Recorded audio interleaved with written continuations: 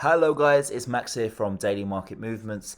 Today it is Monday the 27th of September 2021, which means it is the start of a brand new trading week. Now on Friday last week I concluded the markets after a very volatile week during my video, and then for this video I'm going to be analysing the markets and basically sharing with you guys what I'm wanting and what I expect from the markets going into this new trading week.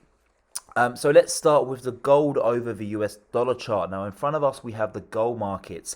Very interesting. I've got the gold markets pretty much 100% correct over the past couple of weeks. I have been calling to short gold all the way from that 1800 up towards 1830. I do not like gold here whatsoever, but let me explain why.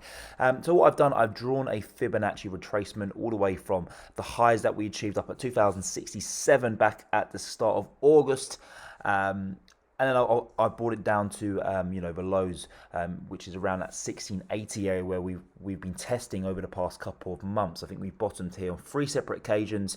That was back in March, end of April, and of course not so long ago at the start of April 2020. I explained on Friday the pattern that we currently find ourselves trading in. Now I've drawn us a ABC pattern here. So we have the A leg from the bottom, we have the B leg there, and then we have the C leg there.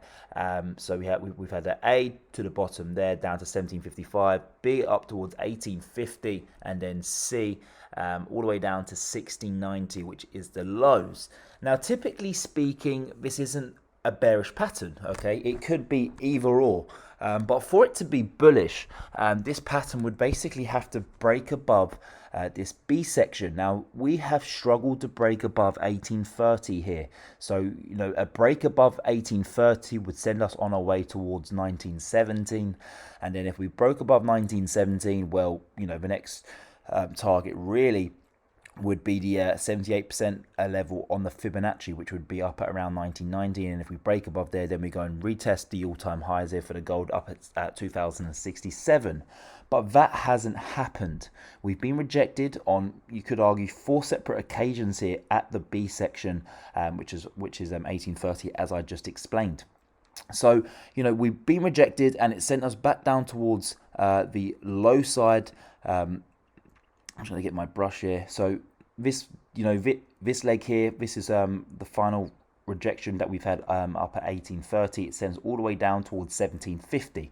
Now, where I really do not like gold is that now we have broken below the 23% Fibonacci retracement level. Now, of course, where's next? Well, down at 1680. So I personally believe over the upcoming weeks that we will see a gradual grind lower. It could be a very sharp move towards the downside, do not get me wrong, or it could just be a very slow gradual grind down towards 1680. 1680, we could see a bounce, on 3 separate occasions we have seen a significant bounce from that level, but I think eventually we will break below 1680, and then the next target, of course, was the support we achieved back in March 2020, which was all the way down at that 1500 area pretty much.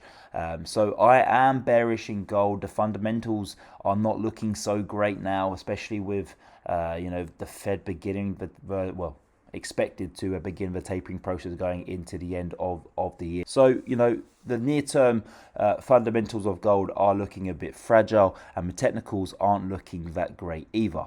On the flip side, if I was completely wrong here and we did break up above the 23% level on the retracement, then we have the 50 and the 200-day EMA to break above.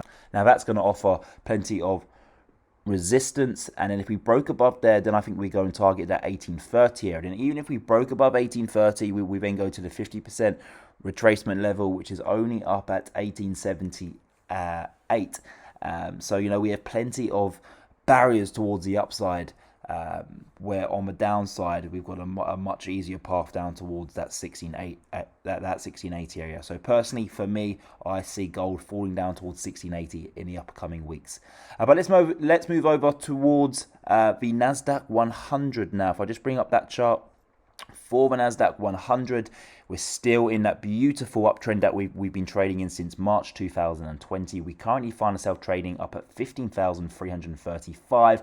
I am a buyer of the Nasdaq 100. I opened a buy position. If I just put a circle, I opened it down here, which was around that 15,000 level. I added some to the Nasdaq 100 in this area here. I also re-added up at 15,300 once we got that confirmation that we had broken back above the 50-day EMA, which is this red line on your screens.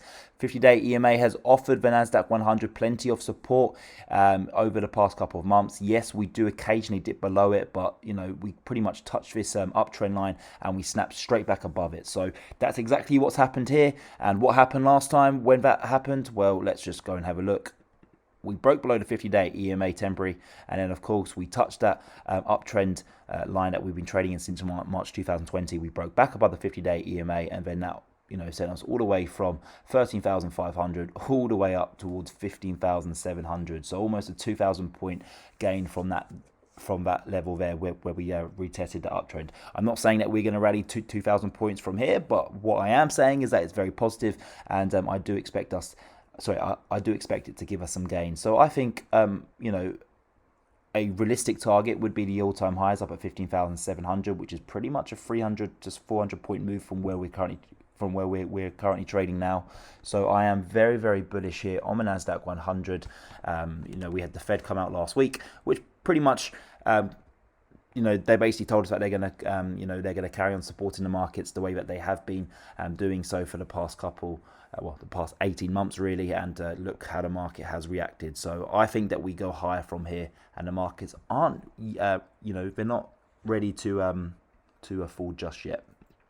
Let's bring up the S&P 500 chart. So the S&P 500 chart, so we're currently trading up at 4,460, and unlike the Nasdaq 100, it's we haven't previously broken below the 50-day EMA in the past year. The 50-day EMA has offered us plenty of support, and we have rarely traded below it. But this time round, we did snap below the 50-day EMA. I'm not saying it hasn't happened before, because it did back here towards the end of October, and of course here. But this time around, exactly like the Nasdaq 100, we've snapped below the 50-day EMA. We've gone and tested the uptrend that we've been trading in since March 2020, and we've now snapped above the we've now just snapped above the 50-day EMA. This should be seen as a very positive and bullish movement, and I think again a realistic target would be trading towards the all-time highs up at 4,500. So that gives us roughly that's 4,550, so that gives us roughly a 90-point gain towards the upside. Fantastic profits to be made here on the Nasdaq 100 and the S&P 500 going into this week. RSI is down at 52 midway point, so we have nothing really to be worried about. Plenty of movement towards the upside is still possible. Moving on to the crude oil markets. Now, crude oil markets have gone and hit my target area. If you watch my video on Friday, I was saying going into this week, I am wanting to target this $75 to $76 a barrel area. And of course, at the open last night, we had a slight jump in the crude oil markets, and from there we've rallied to go and touch that green box. So fantastic. Well done to all of my followers who managed to profit on this trade. The big question is, where do we go next with the crude oil markets? Well, one thing I do want to point out is that we are approaching the overbought territory. But that being said, we're not quite there yet, and crude oil is known for trading above the overbought territory. It's known to go to 75 or to 80. So there's still plenty of room to run towards the upside. But, more than just focusing on the RSI, I want to really focus on the Fibonacci retracement level here. It looks to me that we will very likely now go and basically complete the Fibonacci chart here. We've just broken above the 78% level, and it looks to me that we will go and target the 1%, which is all the way up at $76 and at 96 cents a barrel. So pretty much $77 a barrel. That would make sense because it is the swing highs. It is the 18-month highs here for the crude oil markets. The big question is whether we break above there. Personally, I think that there's no rush. I think that we may consolidate around that area, and eventually we may see that upside movement towards $80 a barrel. $80 a barrel is my target going into the end of the year. So I'm very, very bullish here for the crude oil markets, and yes, I still do believe there is some more upside potential here. I wouldn't be buying at these highs if you haven't yet got a crude oil position open. But what I do recommend, if you already have a crude oil position open, then I would hold on to it and target towards $77 a barrel, because we could be there within a few couple of days. Last but not least, let's bring up the Euro US dollar chart. So the Euro US dollar, we kind of find ourselves trading in this downtrend.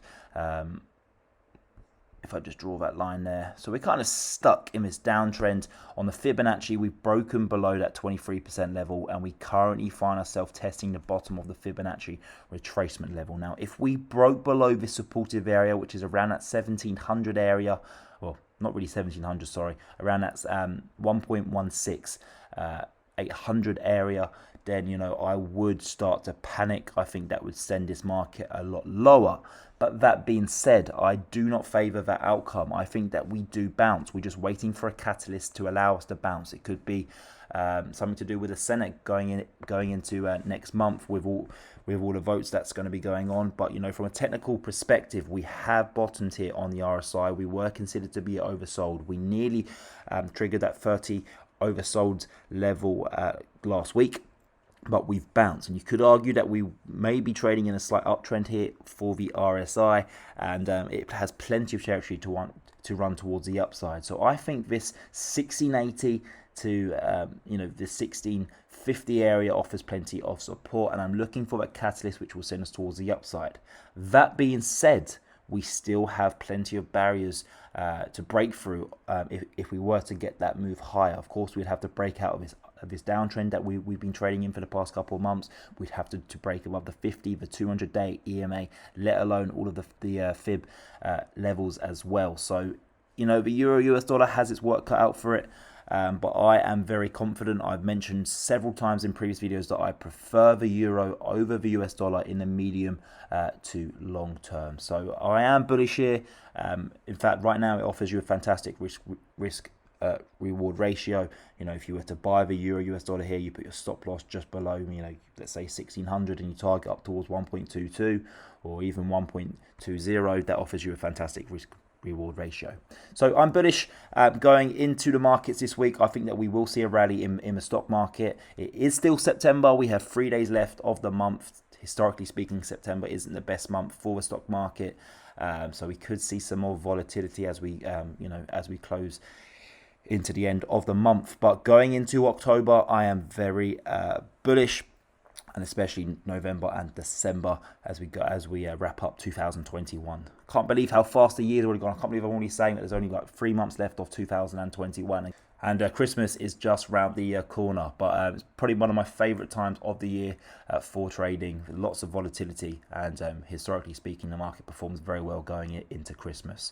That's it for today's video, guys. Thank you for tuning in. If you would like to receive trading signals from myself, then please do not hesitate. Go and visit our website, www.dailymarketmovements.com. I've left the website link in the bottom of the description for this video. I charge a very small fee of £249 for a year's membership, and you can expect anywhere between 5 to 10 signals a week. And then moving over to my brokerage, if you would like to open a trading account on my brokerage, then please do not hesitate. Go and visit our website at www.dailymarketmovementstrading.com. Again, I've left the website link in the bottom of this video's description. Thank you very much. Have a lovely week, guys. And I'll see you all on Wednesday when I just have a follow-up on the markets just to basically see how we're doing.